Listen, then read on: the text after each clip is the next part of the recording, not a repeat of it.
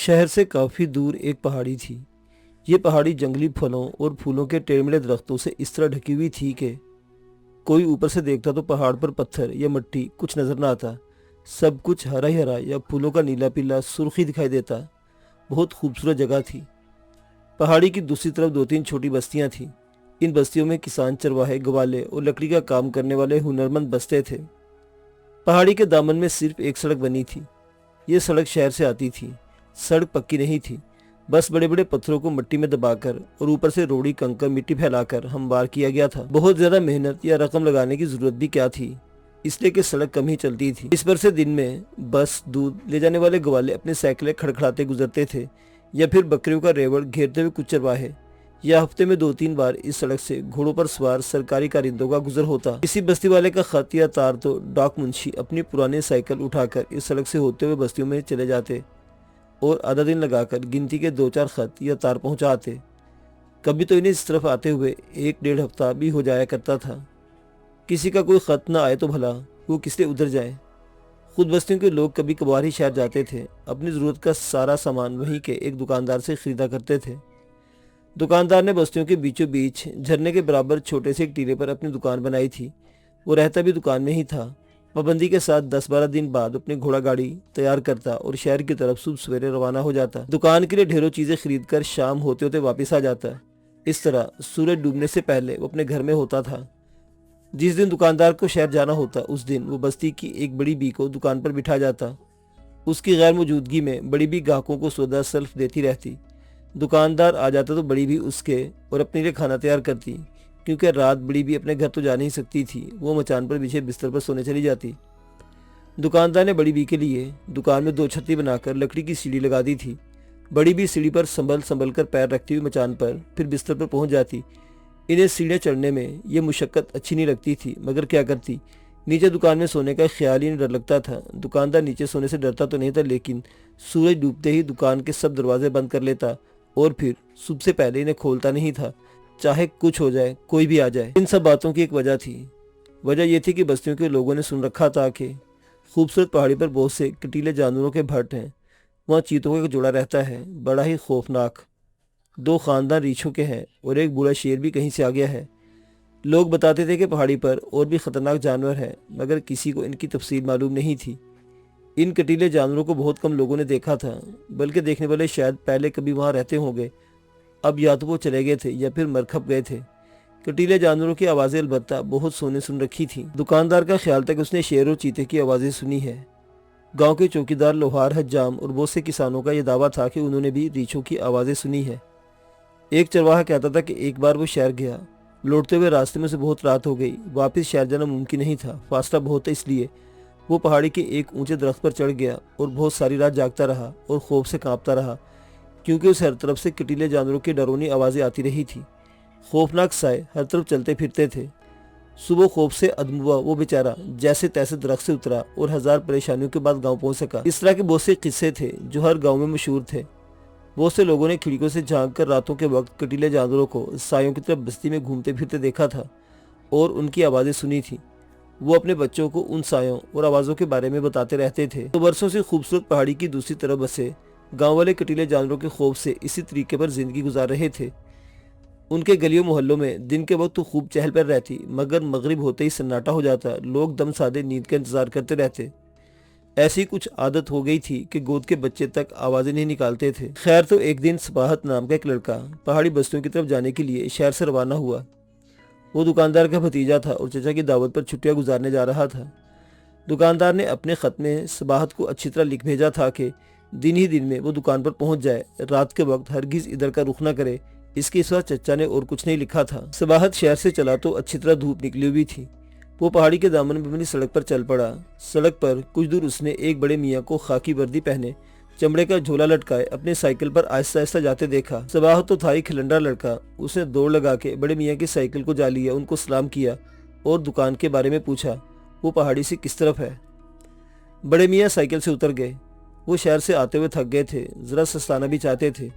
फिर वो डाकमुंशी थे, सब जगह जानते थे, रास्ता बताना उनको वैसे भी पसंद था। बड़े मियाँ को जब मालूम हुआ कि सबाहत नाम का लड़का दुकानदार का भतीजा है और अपने चचा के पास जा रहा है, तो उन्होंने पेशकश की कि साइकिल पर बैठ जाओ, मैं तुम्हें आराम से दुकानदार तक पहुंचा दूंगा। सबाहत को भी साइकिल चलानी आती थी। उसने डाक मुंशी से तय किया कि कुछ दूर तक वो साइकिल चलाएगा और इन्हें खींचेगा, कुछ दूर वो उसे खींचेंगे। डाक मुंशी राजी हो गए।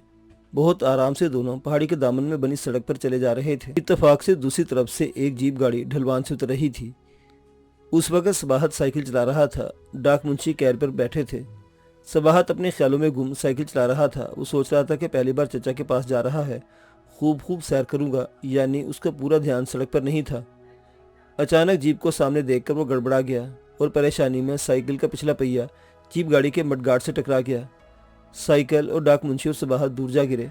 सबाहत तो खैर से सड़क के किनारे रुकी घास पर गिरा था। उसे मामूली खराशों के सिवा कोई चोट नहीं आई थी। डाक मुंशी बेचारे का सर में चोट आई, वो बेहोश हो गए। जीप वालों ने उतरकर देखा तो इन्हें इस बात का बहुत अफसोस हुआ कि यह हादसा उनकी गाड़ी की वजह से हुआ, लेकिन हादसे में उनका कोई कसूर नहीं था।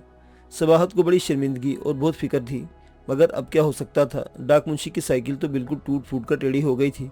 उनका खतों और तारों का सरकारी झोला दूर जा पड़ा था। जीप वालों ने सबाहत को देखा, वो बिल्कुल ठीक था।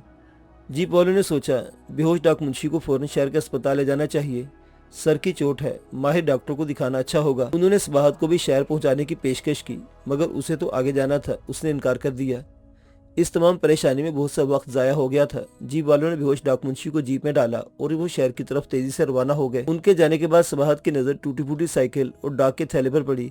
उसने सोचा डाक मुंशी की साइकिल तो उस वक्त ले जाने के काबिल नहीं है। थैला और उसमें भरी हुई डाक सरकारी चीज है, फिर थैला हल्का भी है, वो उसे संभाल कर चचा के पास ले जाएगा। चचा खत वालों को उनके खत और तार पहुंचा देंगे। क्या खबर किस किस के कितने जरूरी खत हों, अगर वो वक्त पर लोगों को न मिल सके तो कहीं उनका नुकसान न हो जाए। सबाहत ने सोचा बाद में जब वो डाक मुंशी इस तरफ आएंगे तो चचा उनका झोला उनके हवाले कर देंगे। तो बस सबाहत डाक मुंशी की तरह थैला गले में डालकर सड़क पर चल पड़ा।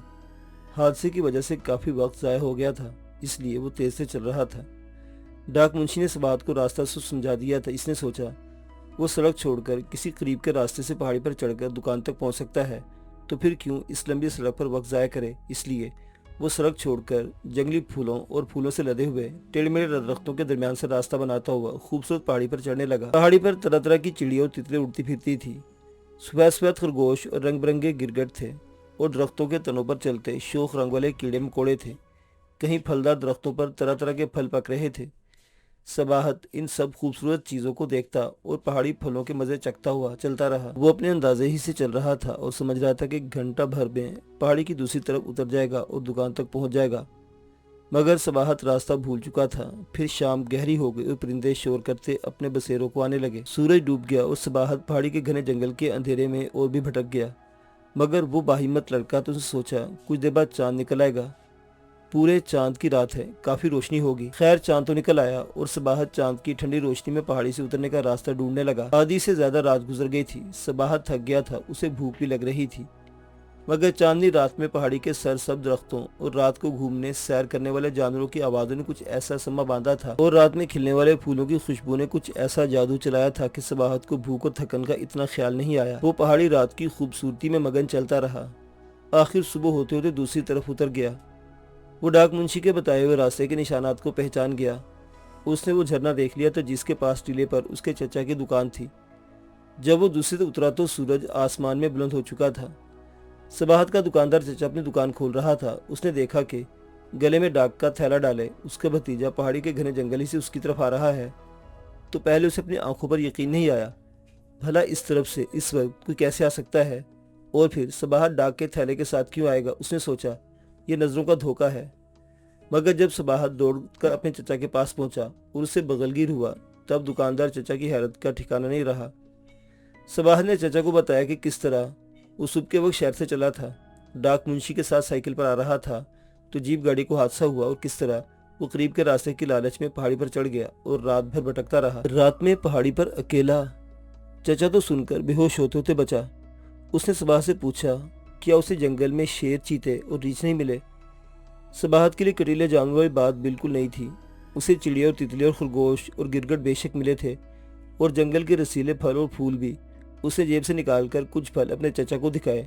उसने बताया कि कटीले जानवरों से पहाड़ी खाली है। फिर चांदनी रात में पहाड़ी से गुजरने में जो लुत्फ उसे आया उसने चचा से बयान किया। दुकानदार चचा दुकान के बाहर पत्थर पर बैठ गया और सोचने लगा उसने सोचा तो फिर यहाँ कटीले जानवर होंगे ही नहीं। जिसने पहले पहल कटीले जानवरों की बात फैलाई होगी उसने उन्हें खुद अपनी आंखों से नहीं देखा होगा, किसी से सुन लिया होगा, फिर अपना खौफ और अपना वहम दूसरे से बयान कर दिया गया होगा। जिसने वो डरावने साए देखे होंगे और वो आवाज़ें सुनी होंगी उसे भी वहम ही हुआ होगा। उसने उस वहम की बुनियाद पर दरख्तों के हिलते सायों से शेर, चीते और रीछ बना लिए होंगे और रात के जंगल की आवाज़ों को इन कटीले जानवरों की आवाज़ें समझ लिया होगा। इस तरह सबाहत के चचा को असल बात समझ में आ गई। उसने सबाहत से कहा, एक हादसे की वजह से तुम्हें जंगल से गुजरने का मौका मिला, ये महज इत्तफाक था। अब यही इत्तफाक हमारी बस्ती के लोगों को कटीले जानवरों के वहम से आज़ाद कर देगा। तुम नाश्ता कर लो, फिर मैं तुम्हें साथ लेकर बस्तियों में जाऊंगा और कहूँगा, देखो हम सब ने तस्दीक किए बगैर सुनी सुनी बातों को सच मान लिया और तहकीक किए बगैर दूसरों के वहम पर यकीन कर लिया। देखा कितने बरस हमने तकलीफ उठाई। मुअज़्ज़िज़ सामीन, कहानी ख़त्म हो गई।